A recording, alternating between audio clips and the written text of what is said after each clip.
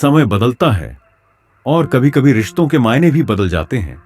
जिस पिता ने बेटे को उंगली पकड़कर चलना सिखाया, वही पिता एक दिन बेटे की नजरों में बोझ बन जाते हैं।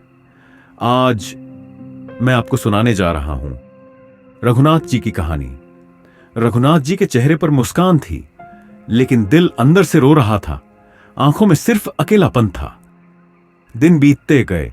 रघुनाथ जी का सबसे बड़ा सहारा था उनका 5 साल का पोता आरव।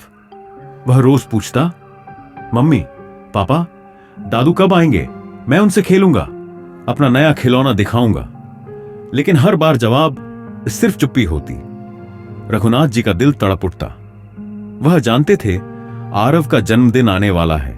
चाहे कोई बुलाए या ना बुलाए, वह अपने पोते से जरूर मिलने जाएंगे। घर में रोशनी, सजावट, मेहमान, शोरगुल सब था।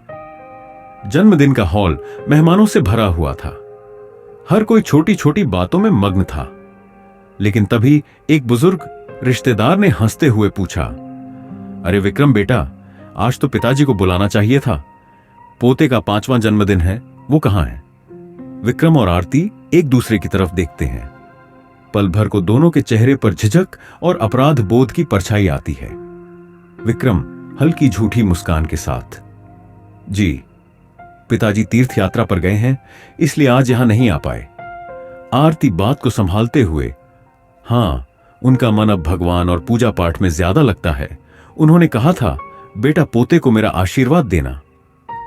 लेकिन सच तो यह था कि पिताजी न किसी तीर्थ यात्रा पर थे, न किसी पूजा पाठ में लीन थे, बल्कि उसी बेटे के घर से दूर एक वृद्धाश्रम की 4 दीवारी में कैद थे, जहां कोई अपना नहीं, बस तन्हाई और आंसू उनके साथी थे।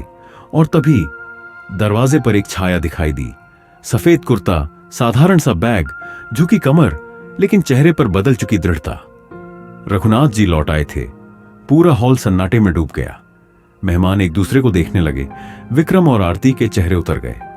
सफेद कुर्ता, झुकी कमर, साधारण सा बैग, लेकिन चेहरे पर दृढ़ता।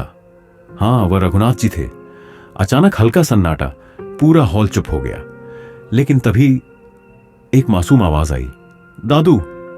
आरव भाग कर आया और दादू की गोद में कूद गया। उसने कहा, दादू, आप 1 साल बाद आए हैं। मैं रोज आपका इंतजार करता था, आज आप आए हो, यही मेरी सबसे बड़ी गिफ्ट है। रघुनाथ जी की आंखों से आंसू छलक पड़े।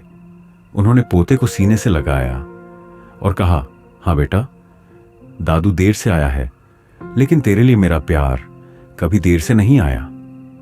रघुनाथ जी ने पोते का हाथ पकड़ा और सबके सामने बोले, आज मेरे पोते आरव का जन्मदिन है।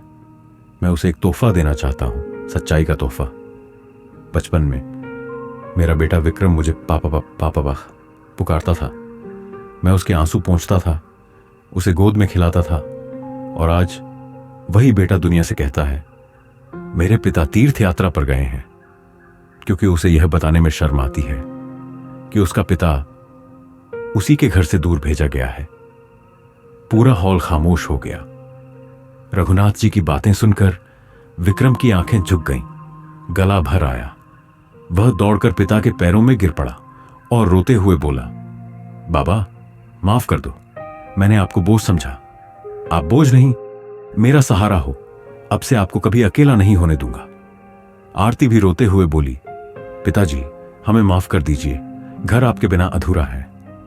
रघुनाथ जी ने दोनों को गले लगाया, फिर पोते का हाथ थामकर बोले, आरव, वादा कर, जब मैं बूढ़ा हो जाऊं तब तू मुझे और अपने मम्मी पापा को कभी बोझ नहीं समझेगा। जो अपने बड़ों को सम्मान देता है, उसका जीवन हमेशा सुखी होता है। आरव मासूम मुस्कान के साथ बोला, दादू, मैं वादा करता हूं। और फिर आरव ने अपने दादू का हाथ पकड़कर केक काटा।